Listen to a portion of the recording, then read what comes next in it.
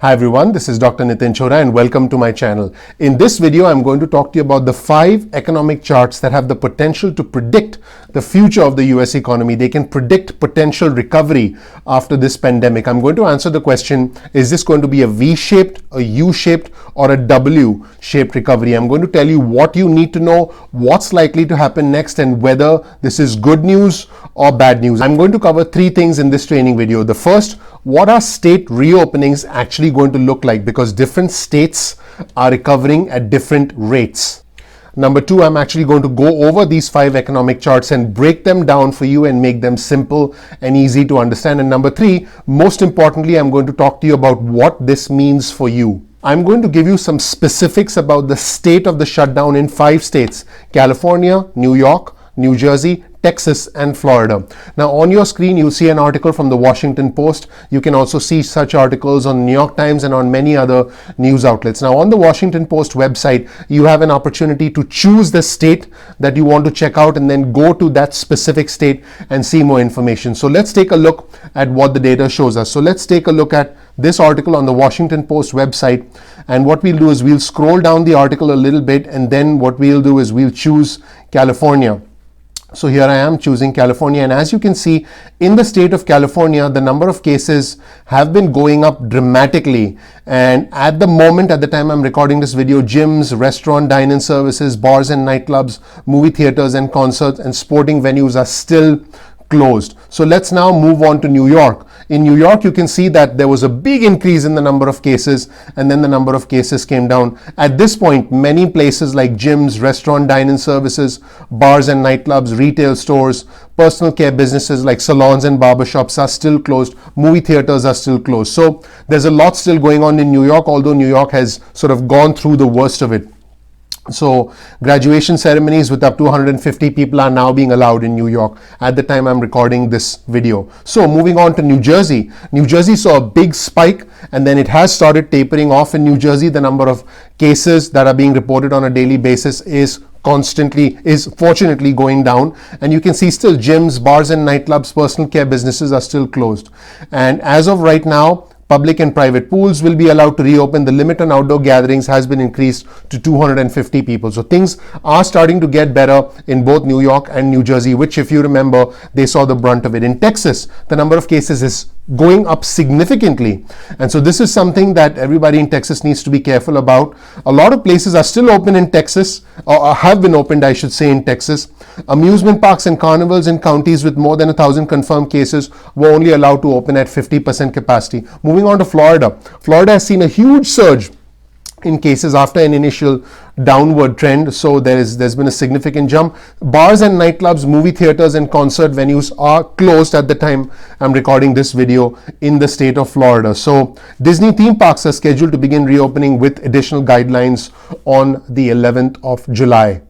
As you can see, this pandemic is making its way throughout the country. Some states are doing better than others because different states are at different stages of this pandemic. So that's what's going on now. The low wage earners and the middle income earners are primarily in restaurants, travel, hotels, and entertainment. Now, as you can see, these economic charts that I'm about to show you are actually tied to these 4 categories: restaurants, travel, entertainment, and hotels. So these 5 economic charts are linked to restaurants, air travel, direction requests, in other words, individuals looking up their GPS, whether they want to walk somewhere or drive somewhere, hotel occupancy, and home buying. So these 5 economic charts are directly tied to the 4 industries which actually have more of the low income and the middle income workers. Now, this chart on your screen gives you the graph, the economic recovery indicator as far as restaurants are concerned. As you can see, towards the end of March and in April and May, restaurants essentially went down to 0.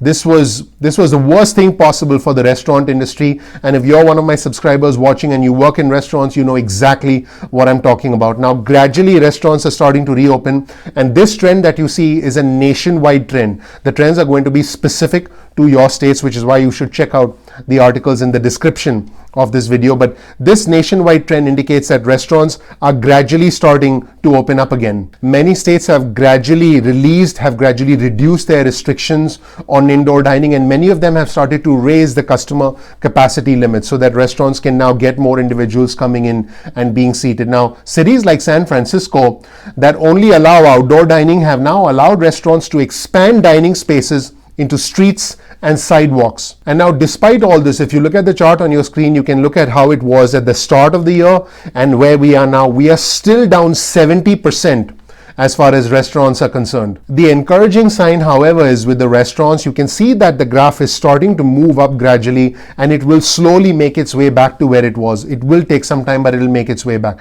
Now, let's compare that chart with the next chart, which shows air travel. Now, air travel took a substantial hit, and according to some new data from the TSA, the number of passengers traveling through airports is down 80%. So think about this. If there were 10 people going through the TSA checkpoints last year, now there are just 2 people. So it's down 80%. A lot of people who consistently fly, and I'm one of them, I should say, I used to be one of them, we don't feel like flying. I personally wouldn't want to get on a plane unless it was required that every single person wear a mask. And now, since those guidelines haven't been clearly established yet, airlines are suffering, airline stocks are down, most of the planes are empty, and the airline industry is really suffering. And you can see on this chart right here, the amount of people that engage in air travel has increased slightly, but it's nowhere near where it was and where it needs to be as far as the airline industry is concerned. I personally feel that the airline industry, all the airlines face significant challenges ahead, because I think this will lead to a re-engineering of our behavior. I personally prefer doing video calls, prefer doing phone calls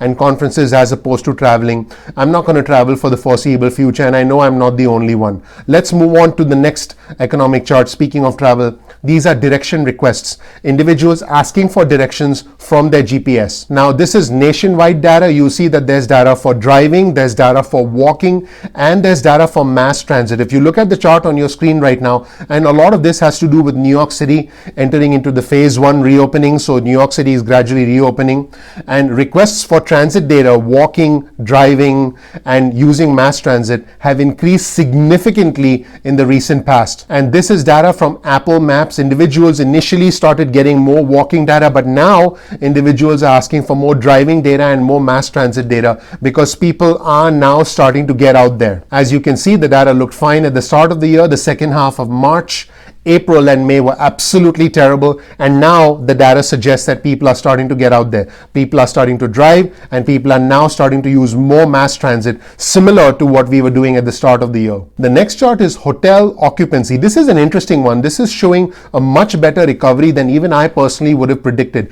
Individuals are now starting to travel and now starting to feel comfortable living in hotels, and a lot of this has to do with the fact that hotels are adopting new standards, new sanitation standards, new cleanliness standards, which now means that individuals are willing to and are feeling comfortable stepping out there and then staying in a hotel room. This included data from New York City, Texas, Florida, and South Carolina. So things are starting to improve, and this data came from the global hospitality research company STR. This chart is similar to the other charts in the sense that things were fine at the start of the year in the second half of March, and then April and May the trend went down. But now what's interesting is the trend is starting to come back up rather sharply, which is encouraging as far as hotels are concerned. And finally, let's take a look at home purchases. Now, this graph on your screen actually indicates that the economy is on its way to recovery, because usually the housing market is considered to be an indicator of the future of the economy by many economists. So as you can see,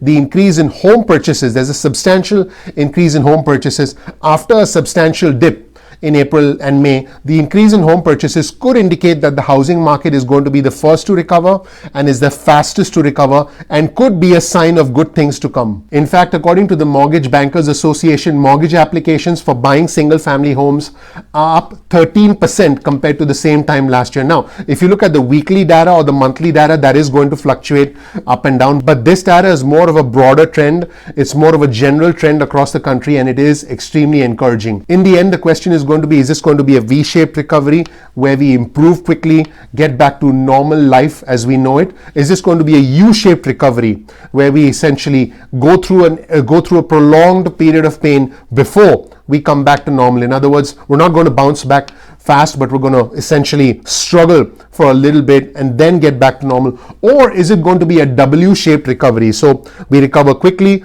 Unfortunately, there's a second wave and then we have to shut down a second time, which, by the way, no one wants. You don't want it. I don't want it. The administration, the House, the Senate, no one wants it. If it's going to be a W-shaped recovery, that would mean we get better quickly, things open back up, then there's a second wave, and then we go back down, and then we open up after that. Nobody wants that. It's my personal opinion that this is going to be somewhere between a V-shaped and a U-shaped recovery, because I believe that we'll gradually recover from this. I'm confident, I'm optimistic. There'll be no second wave, and I'm hopeful that we'll see some sort of a vaccine or some sort of a long-term solution to this pandemic. If it's going to be a V-shaped recovery, we'll recover very quickly. If it's going to be a U-shaped recovery, we could take a few months longer to recover, but a W-shaped recovery would mean that we have a second wave, a second shutdown, which none of us want, like I said.